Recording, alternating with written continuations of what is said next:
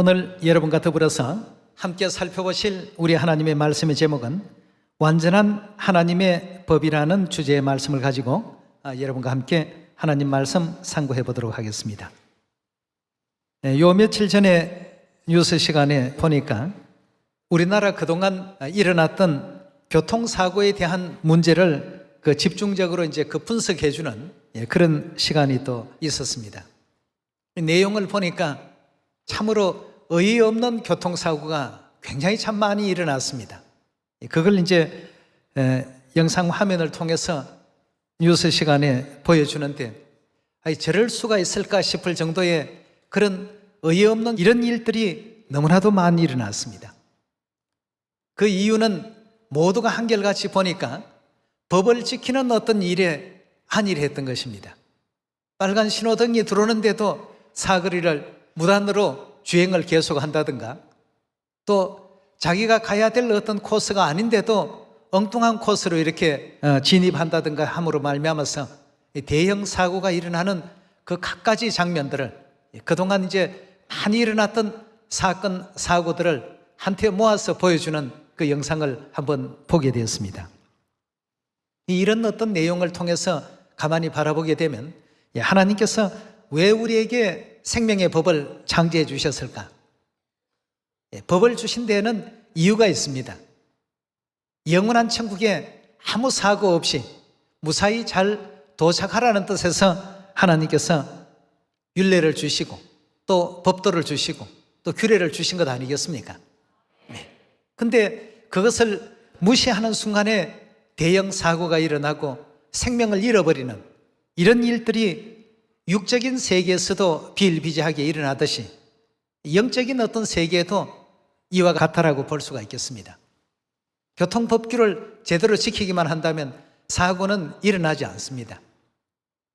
그러나 이것쯤이야 하는 어떤 안일한 생각이 결국 자기만의 어떤 다치는 사고가 아니라 타인에게도 생명을 앗아가는 이와 같은 대형 사고가 빈발하는 것처럼 우리 영적 세계도 그렇습니다.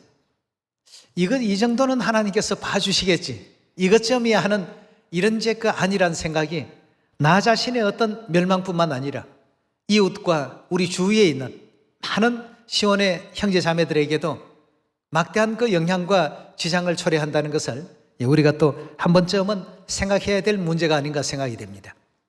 우리 하나님께서도 이런 완전한 하나님의 법을 허락해 주셨는데도 불구하고 하나님 백성들이 그 길을 따르지 않음으로 말미암아 또 그 법을 멸시함으로 말미암아 굉장히 참 안타까워하신 내용들이 구약과 신약 성경 속에 상당히 참 많이 등장하고 있습니다. 여러분, 우리는 하나님의 자녀들입니다. 요한계시록 14장 12절의 말씀 가운데서도 하나님의 자녀들은 하나님의 계명을 지키고 또 하나님의 증거를 가진 자녀들로서 표현되어 있지 않습니까? 계시록도 12장에도 마찬가지의 내용이 또 등장하고 있습니다. 이런 어떤 장면들을 우리가 볼 때마다 영적인 부분에 있어서도 하나님의 법도와 또 명하신 그 모든 분부를 소홀히 하게 될 때에는 자신의 어떤 죽음뿐만 아니라 타인의 어떤 영혼의 죽음까지도 크게 초래할 수 있다는 것을 우리가 항상 명심해야 되겠습니다. 우리가 이런 일에 있어서 하나님의 율례와 규례와 법도를 더욱더 잘 지킬 줄 아는 우리 시온의 모든 가족들이 되어야 되겠습니다. 우리 시편 19편을 다 같이 열어보도록 하겠습니다. 시편 19편의 가르침을 함께 보겠습니다. 여호와의 율법은 어떠하다고 했습니까? 완전하다고 했습니다. 흠이 없다는 뜻이죠. 여호와의 율법은 완전하여 어떤 역할을 한다고 했습니까? 우리 영혼을 소성케 하고 여호와의 증거는 확실하여 우둔한 자로 지혜롭게 하며 여호와의 교훈은 정직하여 마음을 기쁘게 하고 여호와의 계명은 순결하여 눈을 밝게 하도다 그 했습니다. 하나님의 율법은 완전함으로 우리 영혼을 소성시키는 이와 같은 큰 힘을 가지고 있다고 했습니다. 하나님께서 율법을 우리에게 주신 것도 그냥 우리에게 어떤 무거운 짐을 부과하기 위해서 주신 것이 아닙니다. 우리의 가는 모든 길들을 바르게 또 열어주시고 그 가는 길에 있어서 잘못된 어떤 판단을 하지 않도록끔 이끌어 주시기 위해서 하나의 어떤 기준점으로 율법이라는 것을 허락해 놓으셨습니다. 그러나 이 율법에 대한 그 내용들이 오랫동안 이제 지속이 되게 되니까 사람들은 이제 타성해졌기 시작합니다. 타성해졌다가 보니까 그 법도에 대해서 소홀히 생각합니다. 소홀히 생각하다 보니까 엄청난 사고들이 유발이 됩니다.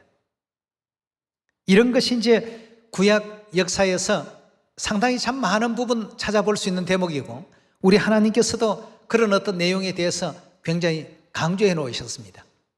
너희가 여호와의 법도를 떠나지 말라. 여호와의 법도 안에 있으면 들어가도 복을 받고 나와도 복을 받을 수 있다. 이런 어떤 내용의 말씀을 강조하고 있습니다. 다윗도 자신의 그 임종 시기가 가까워지게 되니까 그 아들 솔로몬에게 왕위를 물려주면서 부탁을 했습니다. 너는 어떤 일이 있더라도 여호와의 율례와 규례와 법도를 늘 지켜 준행하라.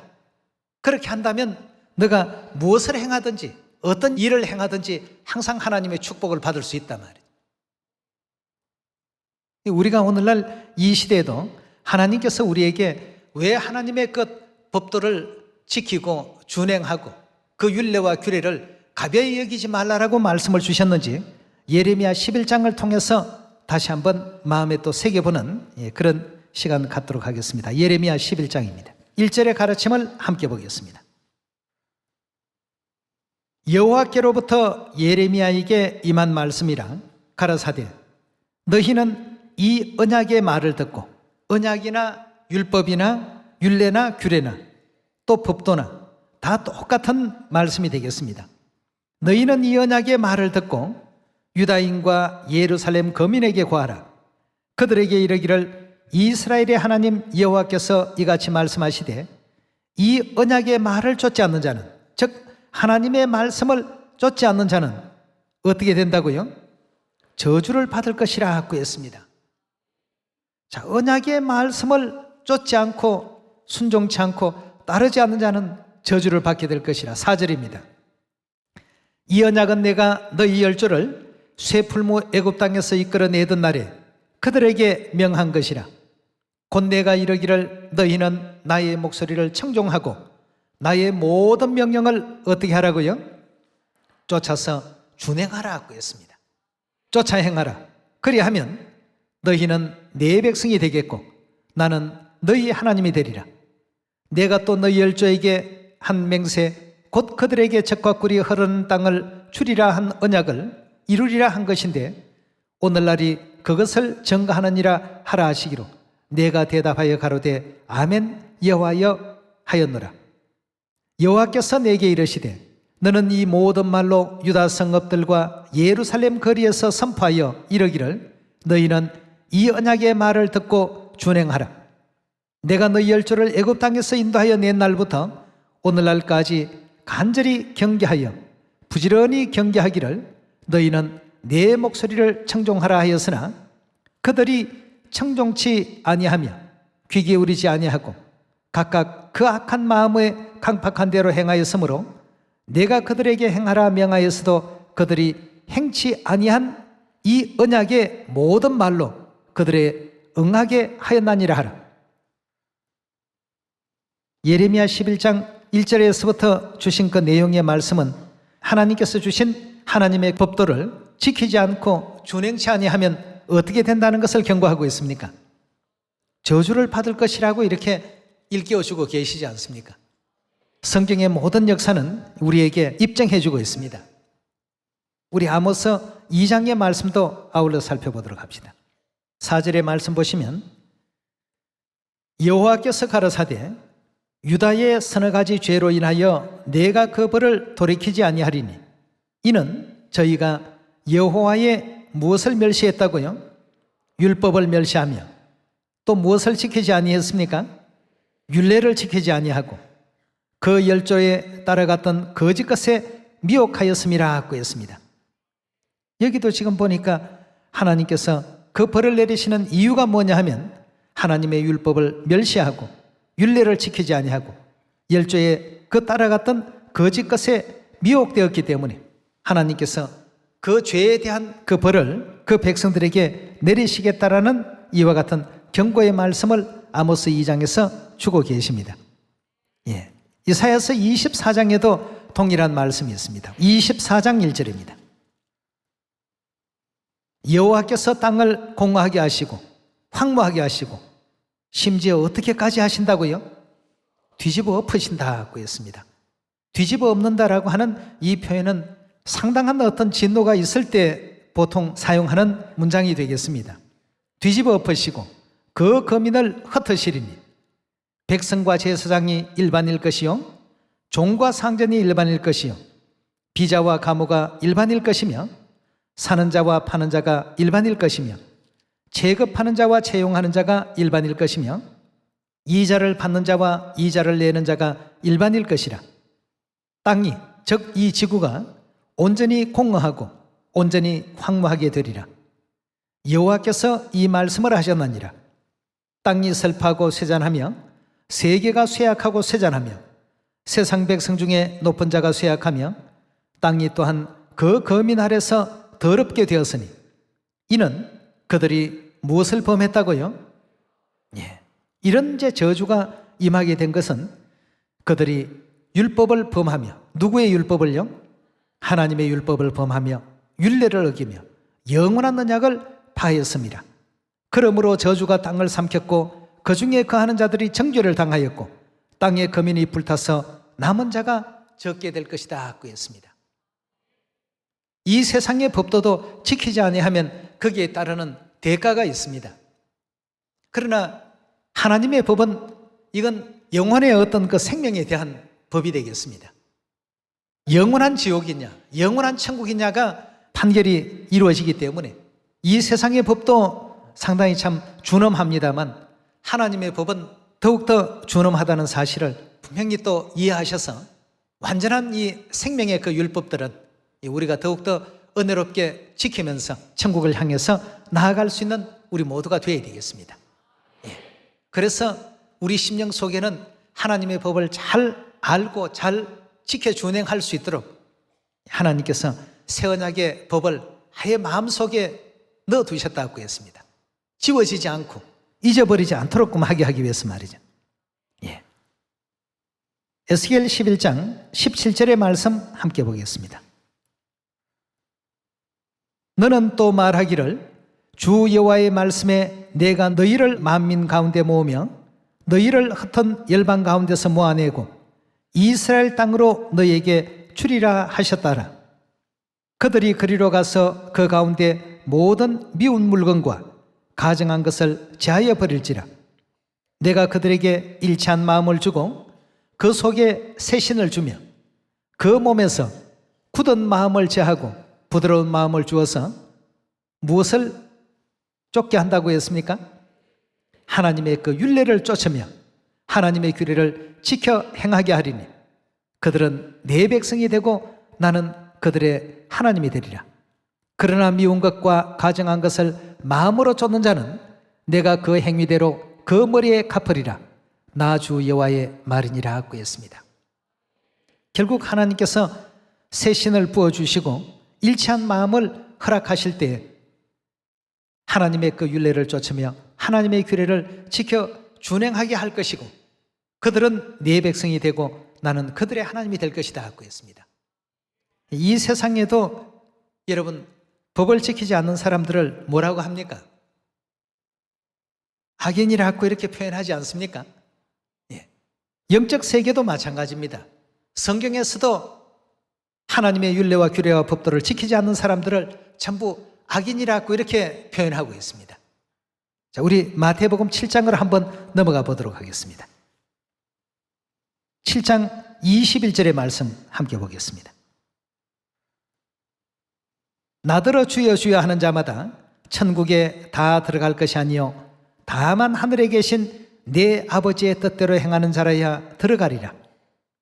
그날에 많은 사람이 이르되 주여 주여 우리가 주의 이름으로 선지자 노릇하며 주의 이름으로 귀신을 쫓아내며 주의 이름으로 많은 권능을 행치 아니하였나이까 하리니 그때 내가 저에게 밝히 말하되 내가 너희를 도무지 알지 못하니 무엇을 행하는 자들아 내게서 떠나가라고 했습니까?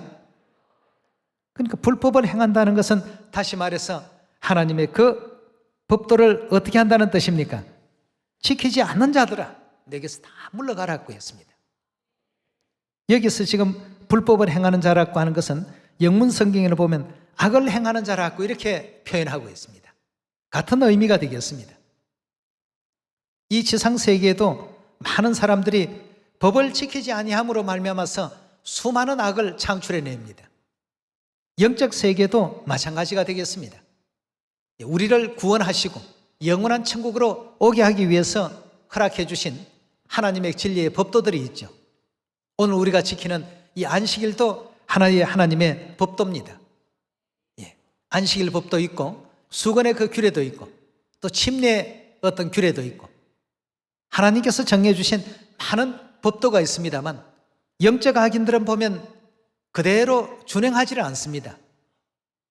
우리가 열심히 또 전도도 해야 되고 또 천국을 또 준비해야 되는데 무엇보다도 하나님께서 우리 위해서 정해주신 완전한 이 생명의 그 율법들은 더욱더 은혜롭게 지키면서 천국을 향해서 나아갈 수 있는 우리 모두가 되어야 되겠습니다. 어떤 사람들은 그 율법은 다 폐지되지 않았냐고 이제 그런 얘기들을 심심찮게 이렇게 많이 지금 하고 있습니다. 그러나 그들이 얘기하는 것은 옛 언약의 율법과 새 언약의 율법에 대한 이 존재를 잘 이해를 못해서 그렇습니다. 옛 언약의 율법은 성부 시대 때, 새 언약의 율법은 성자 시대, 성령의 시대 바로 적용된다는 것을 모르기 때문에 율법이라는 단어만 가지고 안식일도 율법이 아니냐. 그러면 11조는 구약의 율법 속에 있습니까? 없습니까? 구약 율법 속에 11조법이 다 있습니다. 근데 그건 이제 구약 율법이 아닌 것처럼 얘기를 합니다. 참 교묘하죠. 우리가 생각할 때는 뭐 안식일 안 지킨다고 해서 그들이 과연 악인일까? 하나님께서는 그들의 영적 그 상태를 아시고 뭐라고 말씀을 하셨는지 7장 15절에서 잠깐 보도록 합시다.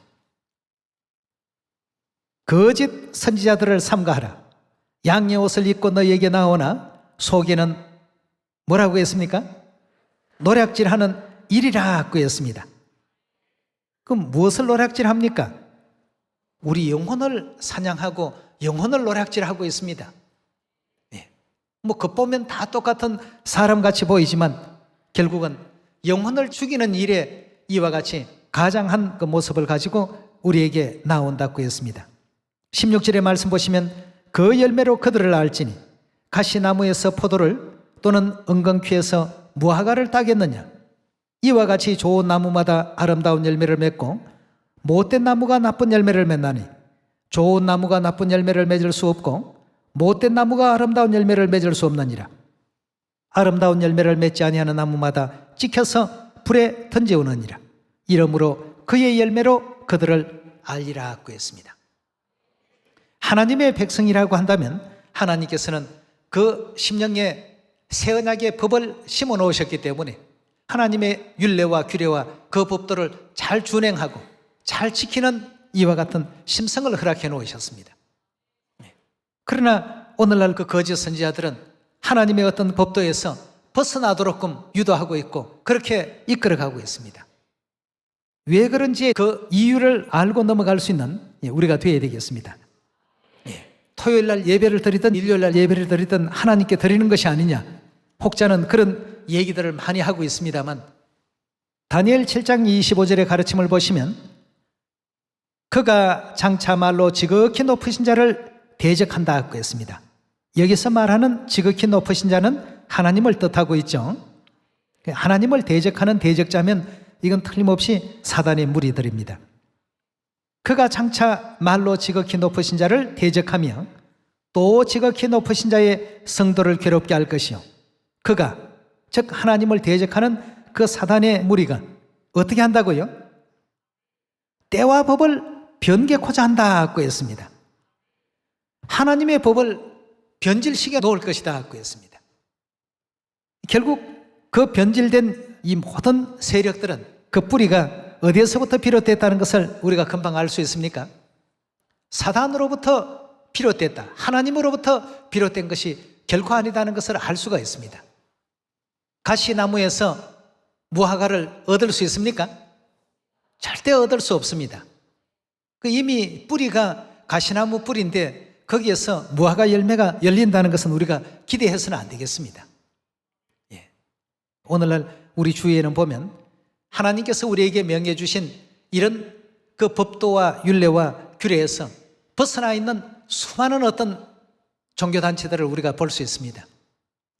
가까운 예로서 우리가 오늘 지키고 있는 이 안식일의 하나님의 법도만 보더라도 이미 하나님께서는 출애굽기 20장에서부터 또 누가복음 4장에서 또 사도행전 17장 18장에서 또 마태복음 24장에서 다 하나님께서 일러주셨던 이 안식일의 법도입니다. 그런데 이 법도에서 벗어나서 AD 321년에 제정된 일요일 또 휴업령에 대한 이와 같은 그 내용들이 교회 안으로 영입이 되고 그것이 마치 하나님을 섬기는 예배 날인 양 변경된 이와 같은 법도를 오늘날 수많은 사람들이 받아들이고 있고 준행하고 있습니다. 그렇다면 그 결과는 우리 좀 전에 이사야서 24장에서 보았던 말씀처럼 하나님께서 어떻게 하신다고요? 그들을 전부 형벌하시고 엄청난 진노와 재앙으로 하나님께서 그 보응하실 것이라고 했습니다. 그 이유는 우리 자녀들을 살리시기 위해서 하나님께서 아주 귀한 생명의 법도를 세워놓으셨는데 지극히 높으신 자를 대적하는 자가 어떤 일을 벌이게 된다고요? 장차는 때와 법을 전부 바꿔놓을 것이다 하고 했습니다. 그 예언 그대로 지금 오늘날 다 뒤틀려 있고 다 바뀌어 있습니다. 예수님께서 세워놓으셨던 모든 진리의 법도가 완전히 다 지금 뒤집혀 있고 바뀌어 있습니다. 그럼에도 불구하고 오늘날 그 길을 많은 사람들이 따라가고 있습니다. 무엇을 통해서 알 수 있는가? 그 열매를 통해서 그 나무가 어떤 나무인지를 우리가 알아낼 수 있다고 했습니다. 우리가 지금 안식일을 지키는 것이 하나님의 뜻을, 하나님의 법도를 준행하는 것인지 아니면 사단이 만들어 놓은 변경된 길로 가고 있는지 이걸 우리가 완전히 이해를 하시고 깨닫게 될 때에 우리로 하여금 새 언약의 진리의 법도 가운데 준행케 하시고 이 새 언약의 진리의 법도를 다시 회복해 주신 아버지 어머님께 진실한 감사와 영광과 찬양을 돌릴 수 있는 우리 모두가 될 것입니다. 그래서 예수님께서 마태복음 7장에 뭐라고 했습니까? 주여 주여 우리가 주의 이름으로 선지자 노릇도 하고 귀신도 쫓아내고 많은 이적과 기사와 권능도 행치 아니하였나이까 전부 주의 이름으로 했습니다 라고 말할 순간이 온다고 했습니다. 그런데 예수님께서 뭐라고 했죠? 불법을 행하는 자들아 내게서 다 물러가라. 나는 너희를 도무지 알지 못한다. 하나님의 법 속에 어디 일요일이 있고 하나님의 법 속에 어디 크리스마스가 있고 하나님의 그 법 속에 어디 십자가가 있느냐 말이죠. 불법을 행하는 자들아 내게서 다 물러가라고 물리치시게 된다라는 예언의 말씀을 미리 해주셨는데도 불구하고 오늘날 과연 예언 그대로 그런 무리들이 우리 주위에는 절비합니다. 여러분 우리가 그런 가운데 휩쓸리지 아니하고 하나님의 율례와 규례와 법도를 은혜롭게 준행해가는 여러분과 제가 꼭 되셔서 아버지 어머니께 큰 영광과 감사와 존귀를 돌릴 수 있는 우리 시온의 모든 가족들이 다 되셔야 되겠습니다.